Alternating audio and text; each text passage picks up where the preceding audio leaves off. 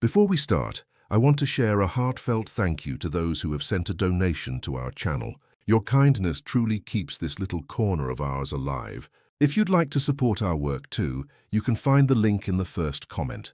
Blessings to you all, and let's get ready for today's story. Day 1 of the strange hour. She did not know yet that there would be a day 2.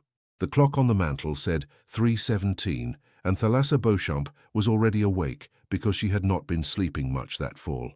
She had been lying in the dark of the second-floor bedroom of the White Victorian on Linden Lane, listening to the wind work its slow way around the eaves of a house that had been built in 1887 and had spent every winter since explaining itself to itself. The radiators ticked, the shutters spoke. Somewhere on the back porch, the old copper wind chime that her husband Oberon had hung the year they moved in turned twice and settled. She heard the cat before she saw him. A soft, deliberate sound on the staircase. 4 paws, padded, descending with the unhurried precision of an animal who had decided where he was going before he stood up. Thalassa lifted her head from the pillow and listened. Vesper did not come downstairs at night. Vesper slept at the foot of her bed, pressed against the wool throw she had folded over her feet, breathing his long, slow cat breath into the dark while she did her own version of not sleeping.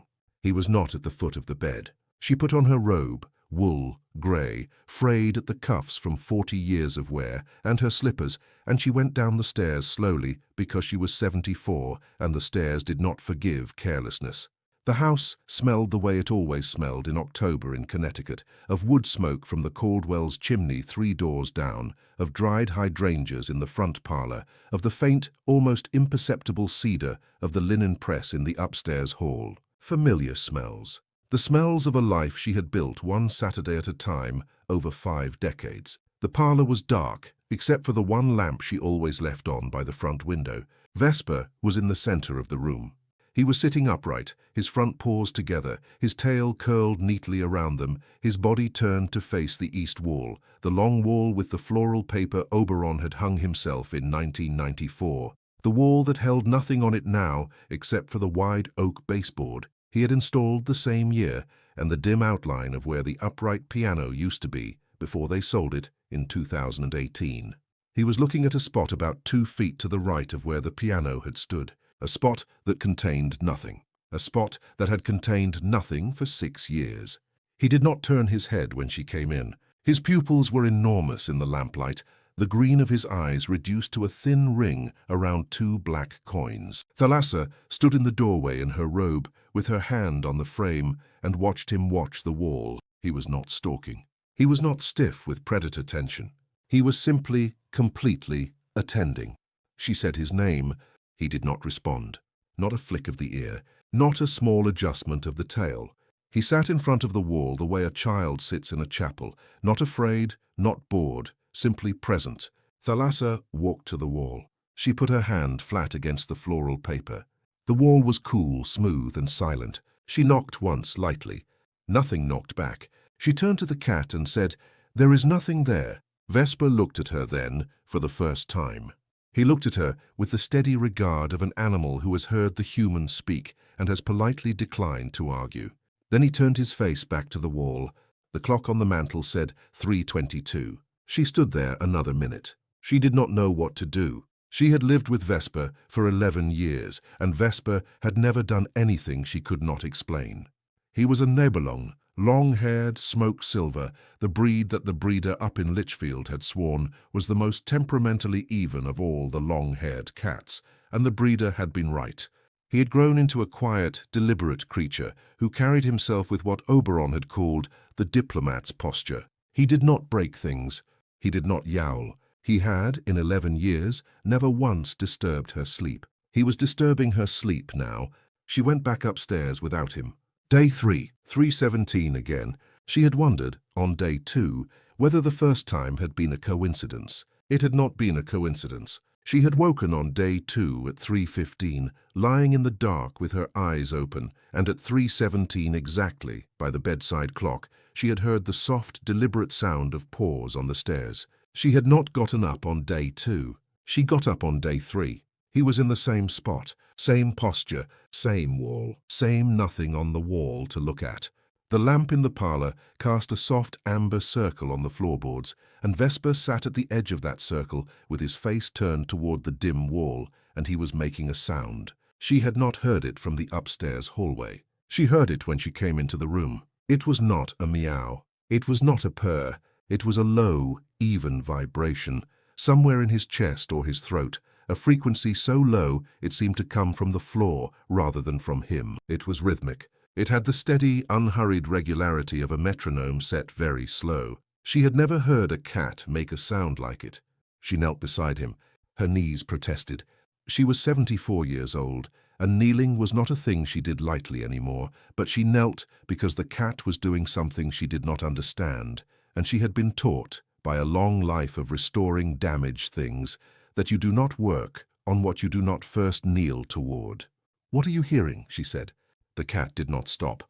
The vibration continued. It came out of him steady and patient, as though he were communicating with something on the other side of the wall that required this exact frequency and no other. His eyes did not move. His body did not shift. He was sitting with the absolute stillness of an animal who has chosen his post and intends to keep it. Thalassa put her ear against the wall. The paper was cool. The wall was silent. There was nothing. No draft, no rattle, no faint whistle of pipe or wire. The wall was a wall. She sat back on her heels. The clock in the hall struck the half-hour, and Vesper, as though responding to a bell only he could hear, rose, stretched once, and walked past her without a glance. He went upstairs. By the time she had levered herself off the floor and followed him, he was back at the foot of her bed, curled into the wool throw, his eyes closed, his breath already long and slow. She did not sleep again that night. Day 8. The wristwatch was a Patek Philippe that Oberon's grandfather had brought from Geneva in 1912. It had been wound every day of its existence, first by the grandfather, then by Oberon's father, then by Oberon, who had worn it for 50 years and had taken it off only when his hands had started to shake too badly to fasten the strap. He had given it to her on a Tuesday in March 2 years ago, the day before the ambulance had come to take him to Birchwood Manor in Norwich, and she had put it in the felt-lined drawer of the secretary in the front hall and had not opened the drawer since. On day 8, she opened it. She did not know at first why. She had come downstairs after her 3:30 visit to the parlor, where Vesper had again sat in front of the wall, where the vibration had again risen out of him in its slow, unblinking rhythm, where she had again knelt beside him and listened and heard nothing. She had come back into the front hall to turn off the lamp before going upstairs, and the secretary drawer had caught her eye in a way it had not caught her eye in some time. She opened it. The watch was inside, on its little velvet bed, the strap coiled. She picked it up. The face was small and cream-colored, with thin black numerals and a sweeping second hand that, under normal circumstances, moved with the steady mechanical confidence of a thing that had been engineered in Switzerland to keep moving. The second hand was not moving. She turned it over. The watch had stopped. The hands were resting at 3:17. Thalassa stood in the front hall with the watch in her palm, and the hall clock ticked above her, and somewhere in the parlor the lamp by the window cast its small, reliable circle of amber light, and she felt the first cold finger of something walk up her spine. Not fear exactly. She was too old for that kind of fear. It was a different sensation, the prickle of a pattern beginning to form, the way the edge of a mosaic begins to show before the picture is clear. The watch had been wound. She had wound it every Sunday for 2 years, because Oberon had asked her to, and because keeping the watch alive was one of the small things she could still do for him. She had wound it the previous Sunday. She remembered winding it. A wound, Patek, does not stop in 8 days. Not unless something has changed. She put the watch back in its velvet bed. She closed the drawer. She did not tell anyone about it, because there was no one to tell. Her sister had passed 11 years ago. Her son lived in Portland, Oregon, and called on Sundays, and the kind of thing she was beginning to suspect, without yet putting a name to it, was not the kind of thing you mentioned on a Sunday telephone call to a son who had not lived in this house in 30 years. She went upstairs. She lay in the dark, and Vesper lay at the foot of her bed, and somewhere in the parlor the wall waited. Oh, wow. Day 15. She had not been a woman given to letting things go unfinished. That was the thing she found herself thinking that second week as she sat in the kitchen at noon with a cup of tea going cold in front of her.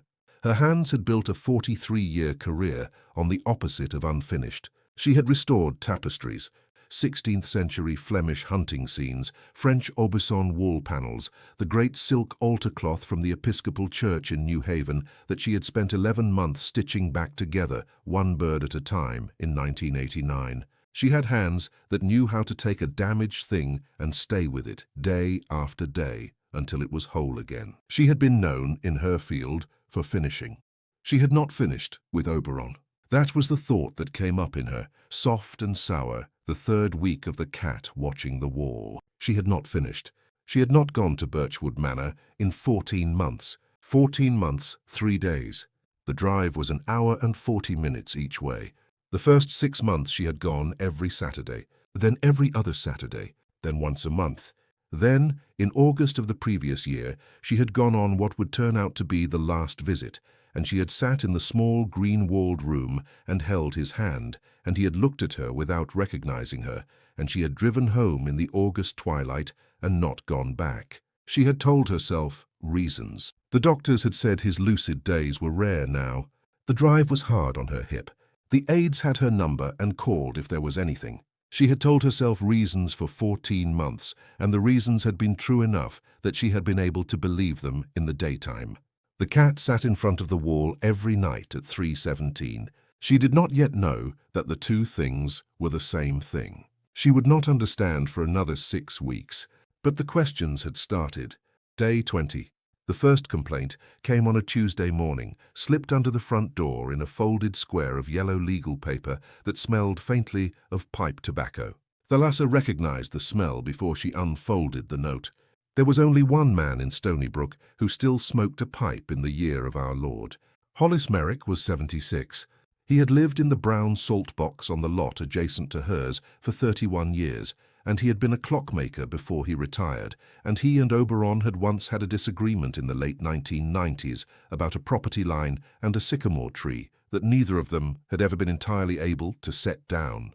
The sycamore was gone now, taken by a winter storm in 2009, but the disagreement had outlasted it the way disagreements do, settling into something neither friendship nor feud, a sort of low-grade cool that had become the weather between the two houses.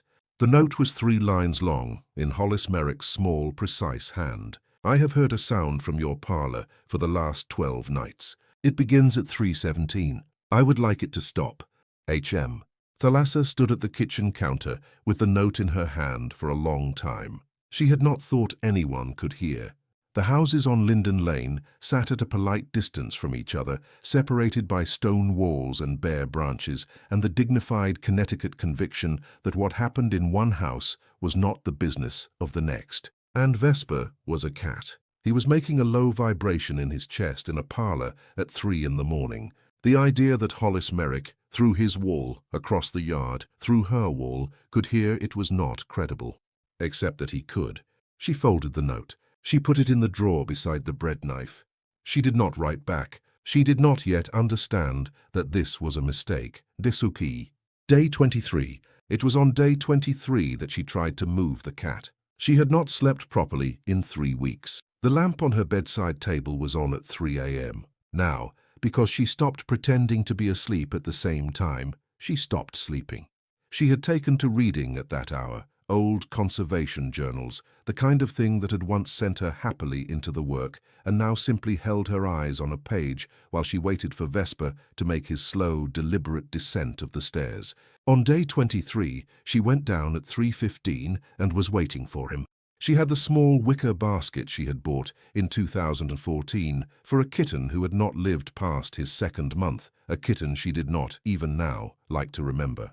The basket was lined with a soft fleece blanket. She had set it in the kitchen by the radiator with a saucer of warm milk beside it. She had thought, with the patient logic of a sleep-deprived woman, that if Vesper had something to occupy himself in the kitchen, he would not need to go to the parlour. She had not factored him into the equation. He came down the stairs at 3:17. He passed the kitchen without slowing. He did not turn his head toward the basket. He did not glance at the saucer. He went directly to the parlour and sat down in front of the wall, and began to vibrate. Thalassa followed him. "Vesper," she said, "come." He did not come. She bent, slowly, against the protests of her hip, and she picked him up. He weighed 11 pounds. He went limp in her arms, in the boneless way that cats go limp when they have decided to permit something but not to participate in it. She carried him to the kitchen.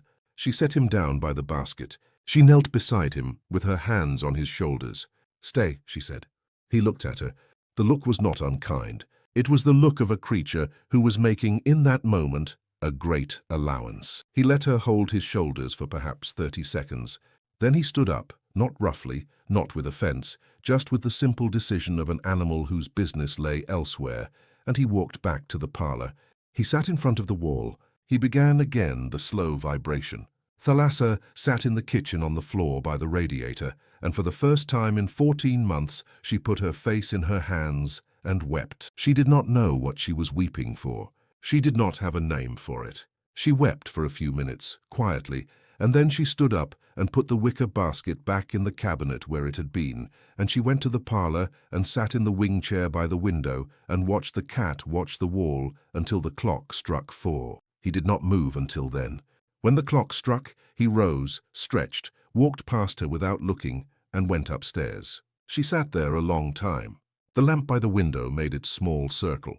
The wall waited. She thought for the first time in a clear sentence, "He is not doing this to me. He is doing this for something." She did not yet know what the something was, but she knew, sitting there in the wing chair at 5 minutes past 4 on a Wednesday morning in late October, that she had been doing the wrong thing. She had been treating his vigil as a problem to be solved. She had not been asking what he was watching.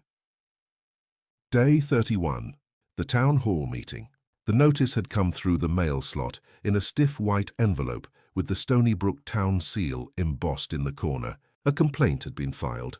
A formal review was scheduled. She was requested, not required, the language was careful, to attend the regular monthly town hall meeting in the basement of the Congregational Church on Elm Street at 7 on the first Thursday of November to address the matter. She had not been to a town hall meeting in 11 years. She had not been inside the Congregational Church basement since the spring of 2013, when she had helped Oberon set out folding chairs for the spring rummage sale. The basement smelled, she remembered, of furniture polish and coffee, and the particular damp wool smell that New England church basements never lost. It smelled exactly like that when she walked in.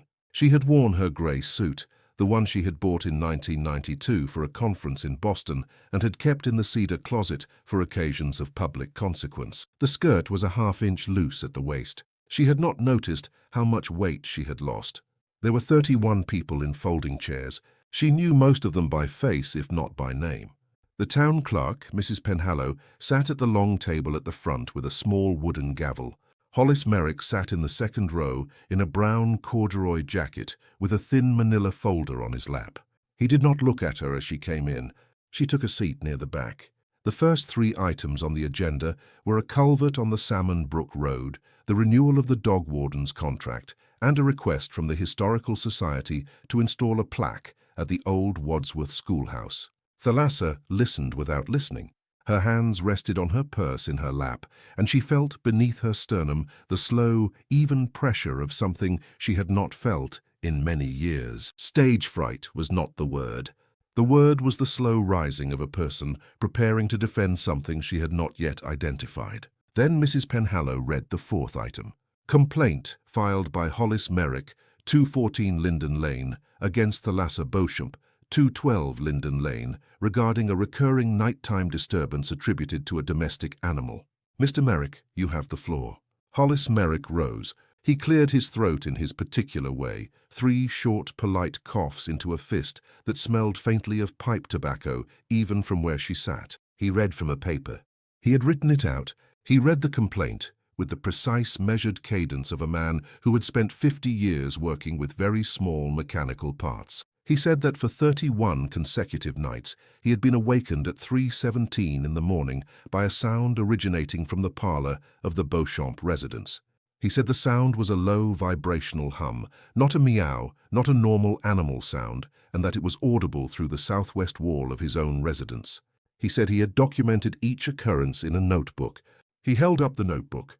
He said he was a man who valued sleep, and that at his age, sleep was not negotiable. He said he believed the source to be Mrs. Beauchamp's cat, and that he requested the cat be removed from the residence or otherwise prevented from producing the sound. He sat down. Mrs. Penhallow looked at Thalassa. "Mrs. Beauchamp," she said, "would you like to respond?" Thalassa rose. She did not have a paper.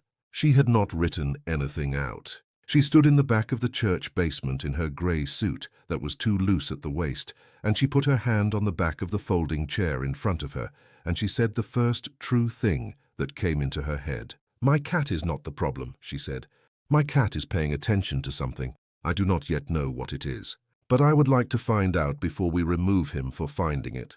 The basement was silent. She had not planned to say it. She had not, until she said it, fully thought it. But when the sentence was out of her mouth, she heard it the way a restorer hears the rightness of a stitch, the small click of something settling into the place it was meant to be. Hollis Merrick was looking at her now. He had not looked at her when she came in. He was looking at her now, and there was something in his face she could not read, something quieter than the complaint, something that looked almost like attention. Mrs. Penhallow tapped her gavel once, gently, against the table. "This matter is tabled for 30 days, she said. "Mrs. Beauchamp, you will report back to this body at the December meeting. Mr. Merrick, the noise log will be retained as evidence. Next item." Thalassa sat down. She did not remember the next item. She did not remember walking out of the church basement, or the cold air on Elm Street as she stepped onto the sidewalk, or driving the 11 blocks home. She remembered only that when she came into her own front hall and took off her coat, Vesper was sitting at the foot of the stairs waiting for her. He looked at her with his green eyes steady, and his tail twitched once at the tip, and he turned and walked into the parlor and sat down in front of the wall, 3 hours early. He was reminding her. She understood that night that she had 30 days. Ifesul. Day 42. The first snow came in the second week of November. It came overnight, soft and steady, and by morning the lawn between the house and the road was 4 inches deep in it. The maples along Linden Lane had dropped the last of their leaves the week before, and the snow gave the bare branches their winter outlines back. Thalassa stood at the kitchen window with her coffee and watched the snow and thought about how Oberon had loved the first snow more than any other event in the year, how he had stood at this same window year after year with the same cup of coffee and had said the same thing about how the world got quieter. The world was quieter. It was that morning that Caspian Wren came to the door. She had not been expecting him. She had not, at any point in her life before that morning, met him. He was 29 years old, dark-haired, his shoulders narrow in the way of men who had spent their 20s at drawing tables, and he was holding a clipboard and standing on her front step with snow in his hair. He said he was an architect. He was in Stony Brook for the restoration of the old Whitfield Mill on Salt Pond Road, a 6-month project that the Historical Society had finally funded. He had a particular specialty, he said, acoustic preservation. The shape of sound inside historic structures, the way old wood and old plaster and old masonry held a building's voice. He said it the way a person says a thing they love. His name was Caspian Wren, and he was, he said, very sorry to come by unannounced, but Mrs. Penhallow at the town clerk's office had mentioned a matter at the town hall meeting that she thought might be of interest to his line of work, and he had, if Mrs. Beauchamp did not mind, taken the liberty of stopping by. Thalassa looked at him for a long moment over her coffee cup. She did not know what made her open the door wider. She was not, ordinarily, a woman who opened her door wider to strangers with clipboards, but there was something about him, the snow in his hair, the slightly anxious courtesy of a young man who had not done this many times before, the particular phrasing of a vibrational pattern in a residential structure that made her step back. "Come in," she said. "I'll make fresh coffee." He took off his boots on the mat by the door. He was wearing 2 different socks. She noticed this and said nothing, but a small, unaccustomed muscle in her face, the muscle that had not been used since the previous summer, flickered for half a second towards something that, on a better day, would have been a smile. He noticed her noticing. He looked down at his feet, at the grey sock and the navy sock, and his ears went slightly red, and he said, "It was 4:30 this morning. I was in a hurry." "I see that," Thalassa said. "In my defense," he said, "they are both wool." "That is not a defense," she said. "No," he said, "it is not." They stood in the front hall for a moment. The snow ticked very softly against the window over the door, and in the parlour, Vesper, who had been sleeping on the back of the wing chair, lifted his head, took one long, slow look at the young man with the mismatched socks, and stood up. He walked across the parlour floor to the doorway. He sat down at Caspian Wren's feet. He looked up at him with his green eyes wide and direct, and he made in the back of his throat the small, chirruping sound he had never made for anyone but Oberon. Thalassa looked at the cat. The cat looked at the young man. The young man, who did not know any of what this meant, knelt down and offered the cat his hand. Vesper bumped his forehead against the knuckles and walked back into the parlour. He sat down in front of the wall. He turned his head toward the two of them in the doorway, once, deliberately. Then he turned back to the wall. Caspian Wren stood up. He looked at the cat. He looked at the wall. He looked at Thalassa. "Mrs. Beauchamp," he said quietly, "may I bring my equipment in from the car?" Day 42 continued. He brought it in from the back of an old Volvo that had snow up to its bumpers. 2 black cases, one long and narrow, the other short and square. He set them down on the parlour rug. He apologized for the wet snow on his boots. She told him to stop apologizing and asked if he took milk in his coffee. He took milk. He took 2 spoons of sugar, which she found endearing in a man old enough to know better. He worked for 2 hours. She watched him from the wing chair. He moved around the parlour with the slow, attentive care of a person who respected the room he was in. He did not lean on the walls. He asked permission before he moved a side table. He set his instruments down on a folded towel he had brought for the purpose. He pressed small black sensors against the floral wallpaper at intervals of about 18 inches across the east wall. He ran a thin cable to a laptop on the rug. He sat cross-legged on the floor and watched the screen. He did not speak for a long time. Then he said, "Mrs. Beauchamp, there is a resonance in this wall." "A what?" "A resonance. The wall is vibrating in a specific harmonic pattern. It is very faint. It is well below the threshold of normal human hearing. But it is structured. It is not random noise. It has tonal content. It is—" He stopped. He looked at the screen. He scrolled through something. His face did the small, particular shift of a young man who had just seen a thing he did not have a category for. "Mrs. Beauchamp," he said, "may I ask, was your husband musical?" The question stopped her breath for a moment. "He was," she said. "He played piano. He had perfect pitch. He was very serious about music. Did he ever, and I am sorry, I am asking strangely, did he ever do any work on this wall? Renovation, construction, anything that involved opening it up?" Thalassa sat very still in the wing chair. She thought of the summer before Oberon's stroke. The summer of 2022. He had been in the parlour for 2 weeks in July, with the door closed, doing, he had said, a small project. She had asked once what he was doing. He had said, with the particular pleased secrecy he reserved for things he intended to surprise her with, that she would see when it was done. He had come out of the parlour at the end of 2 weeks and had not mentioned it again. He had had the stroke in September. By November, he was in Birchwood Manor. She had never asked. She had assumed, if she had thought about it at all, that he had been refinishing the floor in some way or replacing a piece of trim. The room had looked, to her eye, no different than before. "Yes," she said. "Yes." The summer of 2022. He worked on something in this room for 2 weeks. I never knew what. Caspian Wren looked at her. He looked at the wall. He looked at the cat, who was sitting now exactly where he had been sitting every night at 3:17 for 42 nights, his green eyes steady on the spot, 2 feet right of where the piano had been. "Mrs. Beauchamp," Caspian said very quietly, "I think your husband put something inside this wall." The snow ticked against the window. The cat did not move. Thalassa Beauchamp set down her coffee cup, which had gone cold without her noticing, and she put one hand flat against the worn arm of the wing chair, and she said, in a voice that was steadier than she felt, "Then we are going to find out what it is." Day 43. She did not sleep that night, and for the first time in 3 weeks, the not sleeping had a different texture. It was not the dim, grey attention of a woman waiting for a cat to descend a staircase. It was something else. It was the alert, slightly trembling, not sleeping, of a person standing at the edge of a thing she had been avoiding without entirely knowing she had been avoiding it. Oberon had put something inside the wall.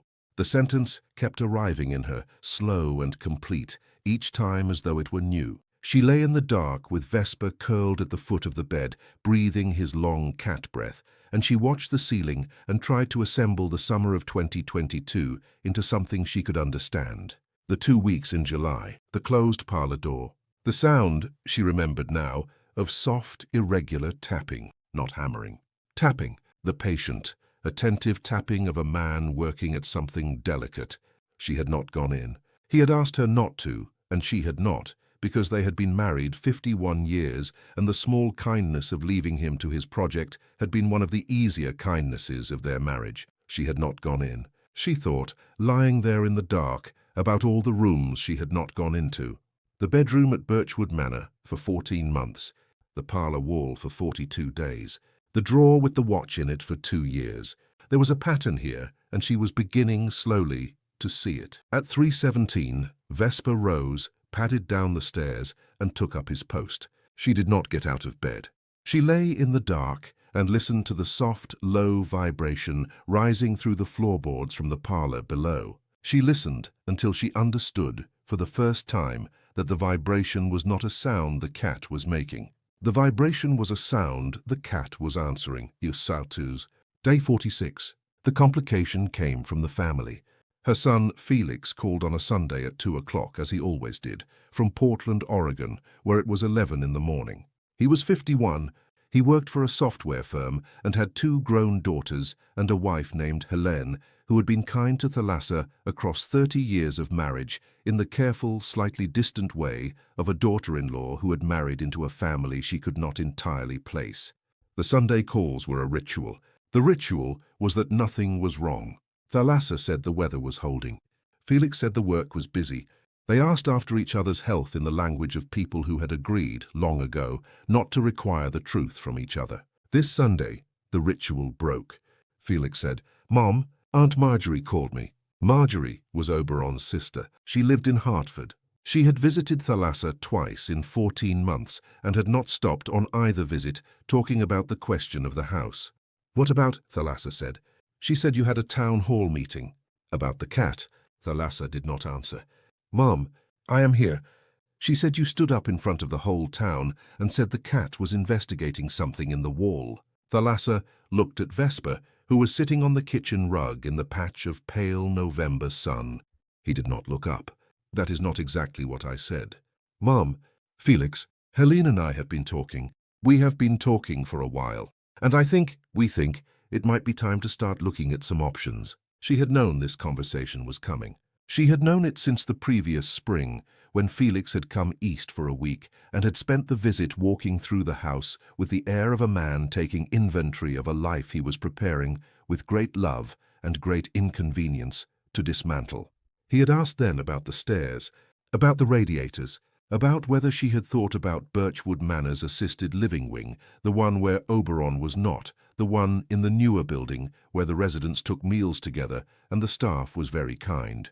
She had said she would think about it. She had not thought about it. "Felix," she said. Mom." The watch stopped. "You told me yourself. You said you wound it, and it stopped. And now the cat. Mom, listen to yourself. Listen to what you are telling people." "I have been listening." "You stood up in church and said the cat was finding something. In a wall. In your wall." "Yes." "Mom." She took a long breath. She looked at Vesper in the rug sun. She thought of Caspian Wren's quiet voice in the parlour, the way he had looked at the screen and at the wall and at the cat. She thought of the small chirruping sound Vesper had made for Caspian and had not made for anyone since Oberon left. "Felix," she said, "I am going to tell you something, and I would like you to listen to it without responding for a moment." "All right." "A young man came to my house on Tuesday. An architect. He has equipment. He measured the wall in the parlour. There is a resonance in it. The vibration is real, and it is structured. Your father did something to that wall in the summer of 2022. I did not know it at the time. I am going to find out what he did. I'm going to find out before I make any decisions about anything else. There was a silence on the line. She could hear, on Felix's end, the small sound of the Portland kitchen, Helene running water in a sink somewhere, the distant thump of one of the granddaughters going up a staircase, the familiar background noise of a household 3,000 miles away from her own. You are not making any decisions until then, Felix said. It was not a question. No, Mom, I love you. I love you. I'm going to fly out next month. I know you are. I want to meet the architect. He has mismatched socks, she said. Make of that what you will. There was a small, surprised laugh on the line, the first laugh between them in some time. All right, Felix said. I will. When she hung up, she sat at the kitchen table for a long time, with her hand still on the receiver. Vesper rose from the rug, stretched, and walked to her chair. He bumped his forehead against her shin. He looked up at her. I know, she said. I am working on it. He blinked once, slowly, and went back to the rug. Day 49. Caspian came back on Wednesday with more equipment and a notebook full of small, very neat sketches. He had been thinking, he said. He had been reading about Victorian-era acoustic experiments. He had been pulling up the original 1887 building plans for the house. The Stony Brook Historical Society had the originals, and the original builder had been a man named Lyman Page, who had specialized in residential homes for the families of New Haven Railway executives, and Lyman Page had been by chance or design a man who had built unusually generous ventilation ducts into his walls. Why does that matter? Thalassa asked. Because, Caspian said, if your husband used the duct. He did not finish the sentence. He did not need to. He set up his sensors. He worked through the morning. At 11:30, Thalassa brought him a sandwich and a fresh coffee, and he ate the sandwich standing up at the parlor window because, he said, sitting down made his back lock up. He was 29. She raised an eyebrow at him. He grinned. Architects, he said. We are not built for the work we do. My husband used to say the same thing about engineers. What was he? Both, she said. He was an engineer and a musician. He used to say the two halves of his brain argued politely with each other for 50 years and never came to an agreement. Caspian smiled. He looked at the parlor. He looked at the closed, upright piano shape on the wall where the piano had been. He looked at Vesper, who was sitting on the back of the wing chair, watching him work with the unblinking professional courtesy of a building inspector. Mrs. Beauchamp, he said, may I ask one more thing? Yes. What did your husband play? Bach, she said without thinking. Mostly Bach, the preludes. And he wrote things, little things. He would compose small pieces for me sometimes. He had one. He would whistle it when I could not sleep. I had insomnia in our 40s. It was a tune he made up. He used to whistle it through the bedroom wall from the bathroom when he was shaving in the morning to tell me he was thinking of me. She had not said this to anyone in 30 years. She had not thought about it in 15. Caspian Wren stood very still by the parlor window with his cold coffee in his hand and looked at her. Mrs. Beauchamp, he said, I would like to come back on Saturday with a saw. Day 52. Saturday. She had told herself the night before that she would not be afraid. She had not been entirely successful. She had slept very little, and Vesper, who must have understood something, though she did not believe in the way she did not believe in many things, had slept curled against the small of her back instead of at the foot of the bed. Caspian arrived at 9. He brought, in addition to the saw, a young woman named Bridget, who worked with him on the mill project and who had, he said, more patience with small, careful demolition than he did. Bridget was tall and quiet and wore a grey work coverall. She set down a canvas bag of tools on the parlor floor with the soft, careful sound of a person who knew the weight of every tool in it. There was also someone else. She had not invited him. She had not, in 3 decades, invited him to anything. Hollis Merrick was standing on her front step in a brown wool coat with snow on the shoulders, holding a flat parcel wrapped in brown paper. He cleared his throat in his particular 3-cough way. He did not look directly at her. I would like, he said, to speak with you for a moment, Mrs. Beauchamp. Before the work. She opened the door wider. He came in. He did not take off his coat. He stood in the front hall with the parcel in his hands, and he looked at the floor, and he looked at the parcel, and he looked briefly at her. Oberon, he said. She waited. Oberon came to me, Hollis Merrick said. In the summer of 2022, in July, Thalassa did not breathe. He came to me with a question about harmonic tuning. I was a clockmaker for 41 years, and there are men in my trade who know things about precise vibration that nobody else knows anymore. He had a sketch. He had a project. He wanted my opinion on the tension of certain wires and the response of certain materials to changes in air pressure. Hollis Merrick was looking at the floor. I gave him my opinion, he said. I gave it freely. I told him what he wanted to know, and then I did not see him again. He paused. I did not know, until he was gone, that he was not well. I did not know that the project was, that it was the last thing he was going to make. I might have asked if I had known. I might have come over. I might have said any of the things one says to a man one has known for 30 years when one finds out he is dying. He stopped. He held out the parcel. This is the sketch he gave me, he said. I have kept it. I should have given it to you a long time ago. I am sorry I did not. Thalassa took the parcel. She did not open it in the hall.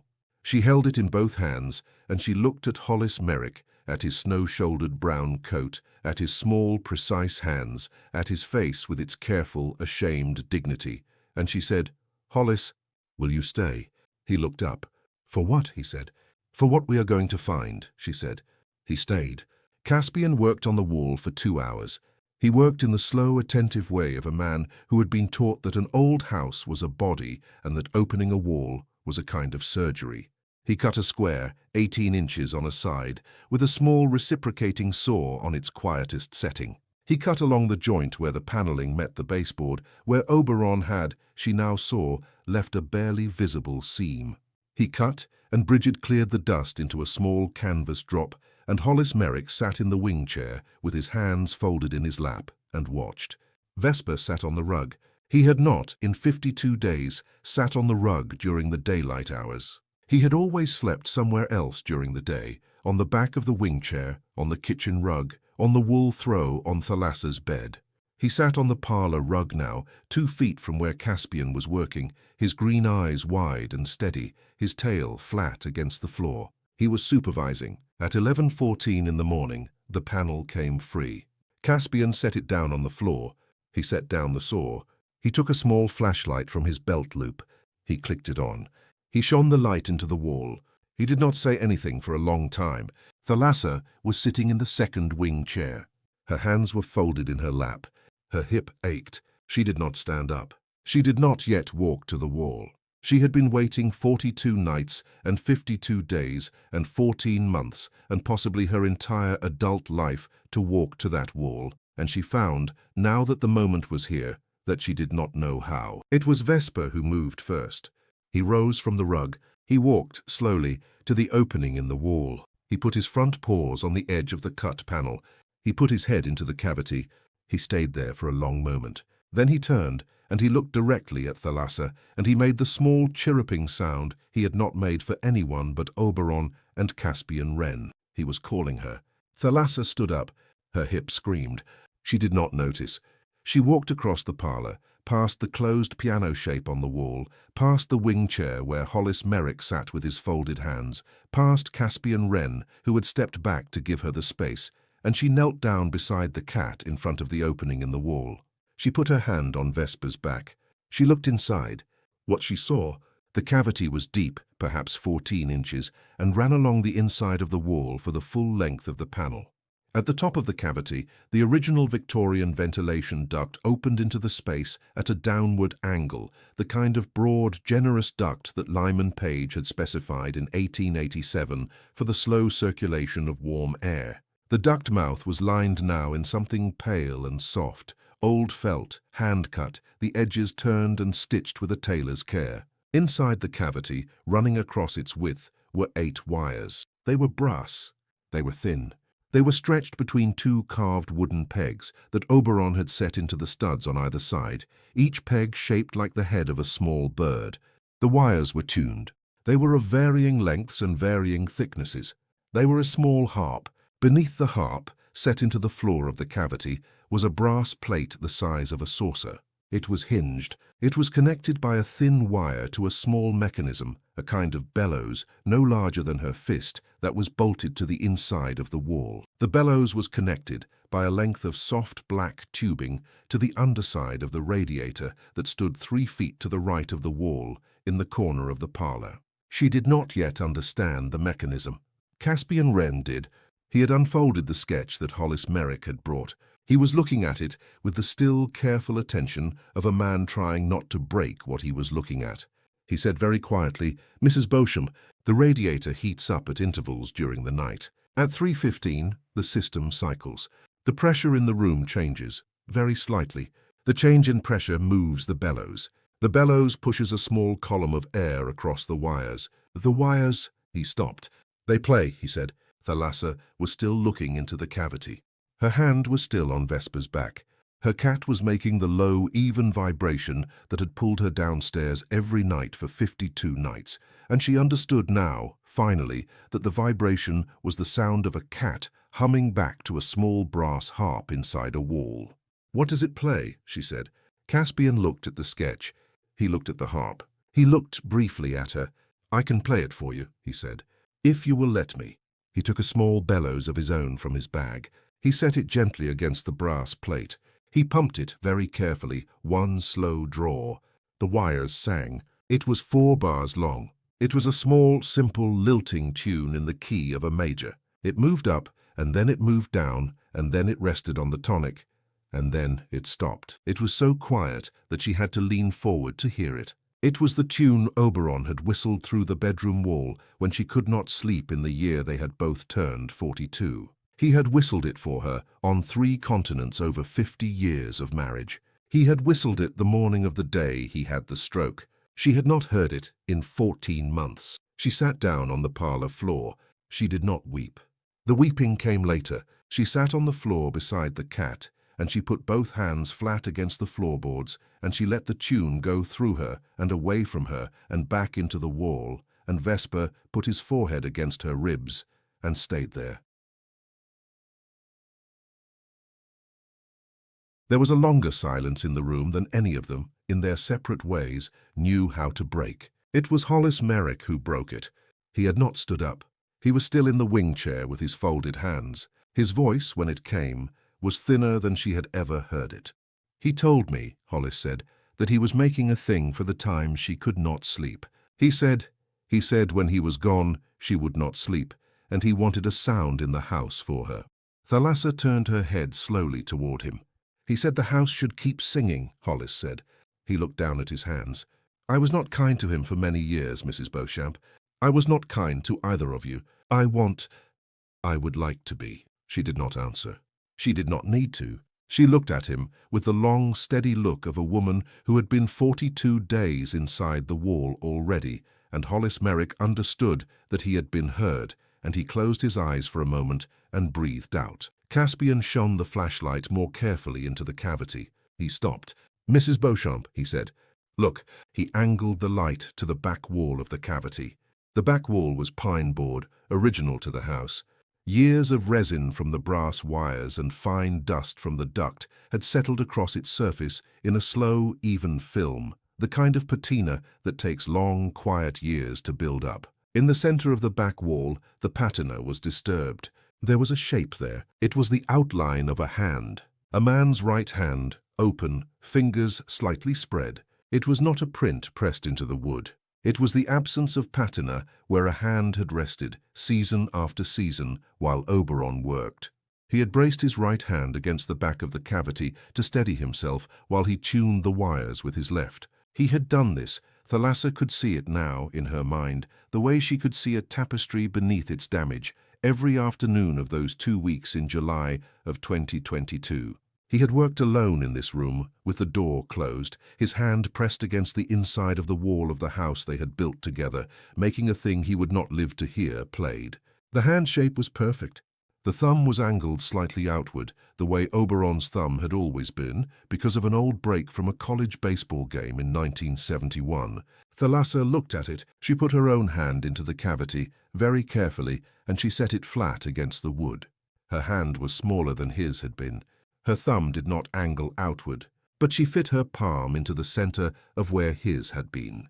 She closed her eyes. She did not, in that moment, weep.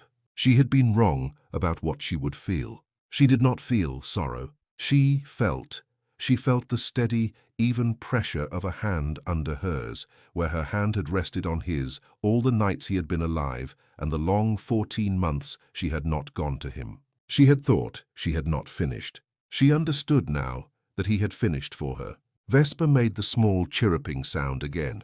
He bumped his forehead against her elbow. He looked into the cavity beside her, his green eyes calm and steady, and she understood finally that he had been doing this every night for 9 months, though she had only noticed for 52 days.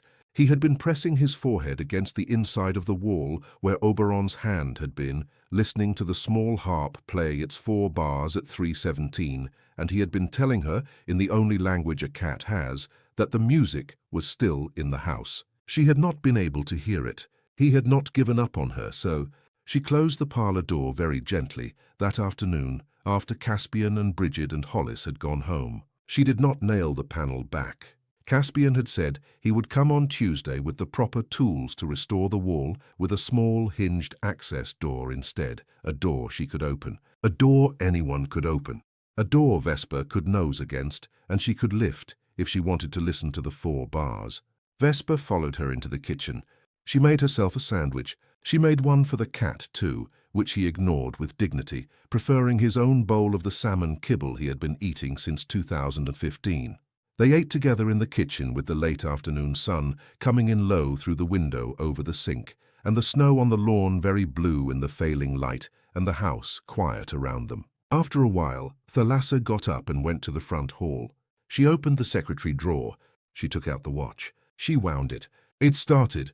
The thin black second hand moved off the 17 and resumed its sweep around the cream face, steady and patient, the way it had moved for 114 years. She closed the back. She put the strap around her own left wrist. She fastened it. She held her arm up and looked at it. The watch was a man's watch, and it was too big for her wrist, and she did not care. She left it on. Before we continue, I want to take a moment to talk to you. These stories exist because of this community. Because of you.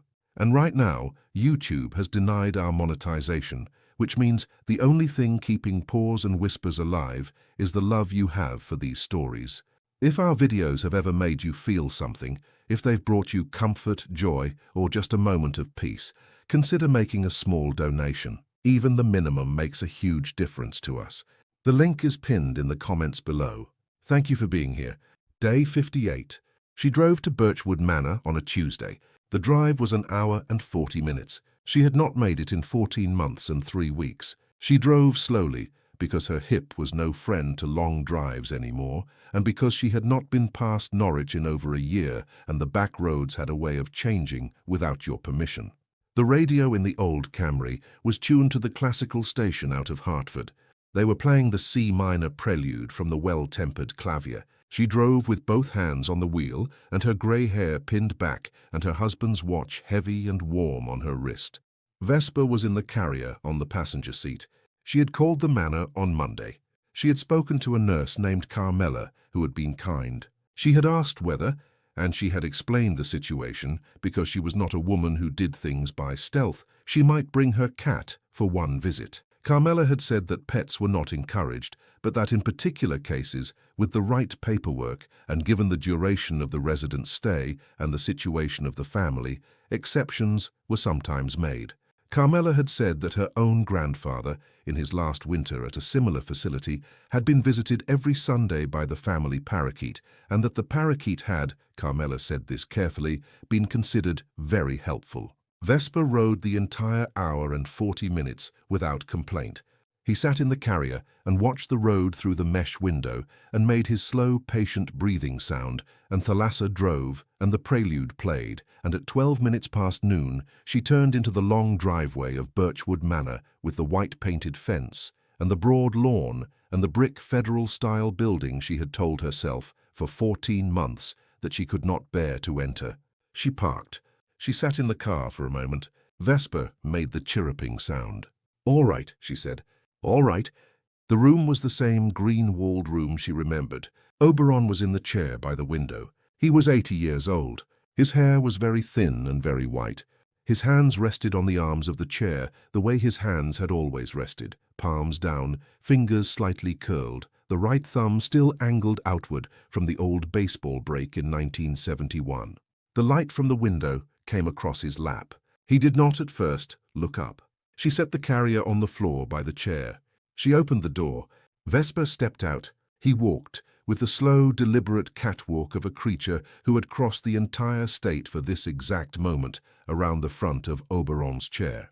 He stopped at Oberon's right foot. He looked up. He bumped his forehead once against Oberon's ankle. Oberon's hand, the right hand, the thumb-angled hand, moved. It moved very slowly. It moved the way an old hand moves, when the rest of the body has forgotten most things, but the hand has not. It moved off the arm of the chair, and it came down, and it settled on the top of Vesper's grey head with the precise, attentive lightness of a man who had been petting this exact cat for 11 years and whose hand had not forgotten how. Oberon did not look at the cat. He looked at the window, but his hand stayed. Thalassa knelt beside the chair. Her hip protested. She put her hand over his, on top of the cat's head, and she fit her palm into the place where her palm had always fit, the way she had fit her palm into the patina print on the wall behind the wall in the parlor, and she said his name once, quietly. He did not turn his head, but his hand, under hers, tightened very slightly. The smallest possible squeeze, once. Then again, she had not, in 14 months, expected anything. She had brought the cat because the cat had asked her to. She had driven the hour and 40 minutes because she had finally understood that there was no finishing she could not still do. She had come without an expectation of recognition. She had been prepared to sit by the chair for an hour and to drive home in the dark. The squeeze came again, small, twice. She rested her forehead against the side of his arm. She stayed there a long time. Vesper, under both of their hands, closed his eyes. She drove home in the dark. The classical station was playing something she did not recognize. The road back through the woods of eastern Connecticut was empty. Vesper slept in the carrier on the passenger seat, his breathing slow and steady, the sound of an animal who had completed a job he had been doing for 9 months and could now, finally, rest. She pulled into her driveway at 20 minutes past 7. The house was dark. She had left the lamp on by the front window, as she always did. The snow had melted slightly during the day and refrozen at the edges of the driveway in small, gleaming crusts. Hollis Merrick's porch light was on 3 houses down. He had taken, in the last week, to leaving his porch light on until he saw hers come on. She did not know how she felt about it. She found, on balance, that she did not mind. She carried the carrier inside. She set it down in the front hall. She opened the door. Vesper stepped out, stretched, and walked into the parlor. He went to the wall. He did not, this time, sit in front of it. He walked past it. He went to the wing chair. He jumped up onto the seat, the second wing chair, the one Caspian Wren had sat in, the one Hollis Merrick had sat in, the one that was not hers, and he curled himself into the cushion.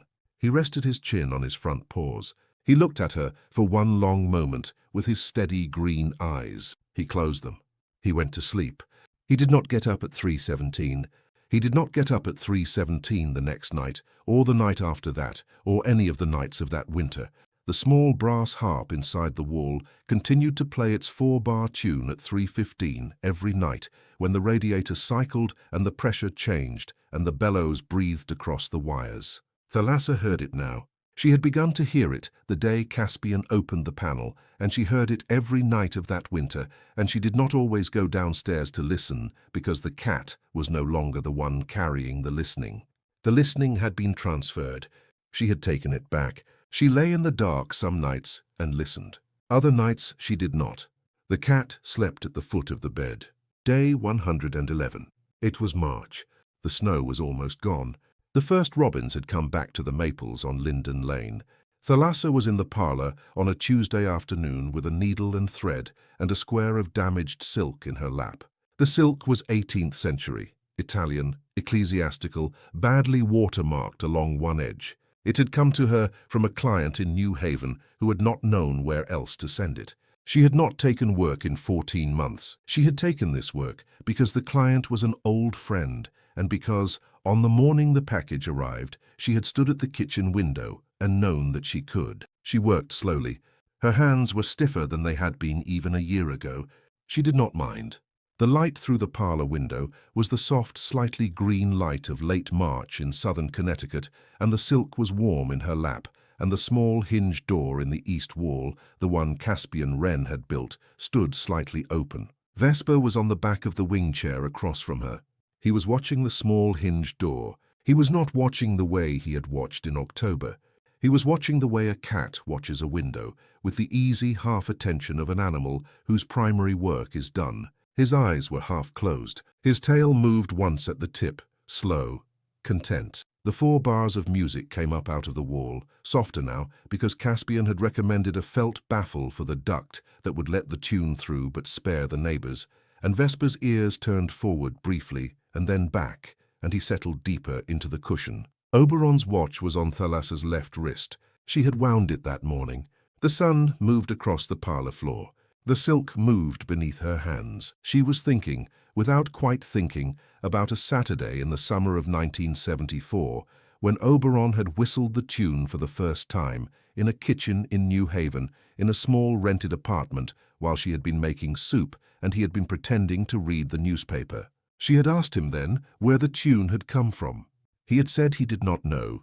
He said it had simply arrived in him. She set down the needle. She stood up. Her hip was kinder to her now, after the winter of walking. She crossed the parlor to the small hinged door. She knelt, slowly, but without struggle, and she opened the little brass latch. The cavity inside was as it had been. The 8 wires were still tuned. The patina print of Oberon's hand was still on the back wall. The radiator 3 feet to the right cycled, and the bellows breathed, and the 4 bars rose into the room, gentle and clear. She listened. She did not weep. She put her own right hand, the hand that had spent 50 years restoring damaged things, flat against the back of the cavity, into the print her husband's hand had left. The wood was warm. Behind her, Vesper made the small, chirruping sound. She closed the brass latch. She went back to her chair. She picked up the silk.